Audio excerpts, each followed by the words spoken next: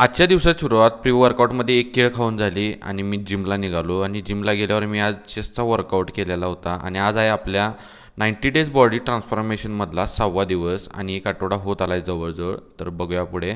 आणि घरी आल्यानंतर आवरून आपलं रोजचं डाएट होतं. 5 अंडी सकाळी खाल्ली, आपली मैना काढली आणि गेलो दुकानकडे दूध टाकायला. दूधं भरलीत पटाटा आणि जाऊन टोल नाक्यावर आणि आप्पाजीवाडी फाटा आणि आडील दूध टाकलो. येऊन बँकेतली कामावरून चिकन आणलं आणि दुपारच्या जेवणामध्ये 250 ग्रॅम बॉईल्ड चिकन आणि 2 चपात्या होत्या. भात वगैरे काय नव्हता आज. आणि तिथनं पुढं परत दुकानात जाऊन बसलो दुपारी आणि 4 वाजता पार्सल आलेलं. पोरासनी घसरगुंडी घेतलेली, त्याचं केलं अनबॉक्सिंग आणि पोरगा आमचं केवढं हरकलेलं बघा. मग त्याच्यानंतर 5 वाजता चहाच्या ऐवजी मी आज कलिंगड खाल्लं.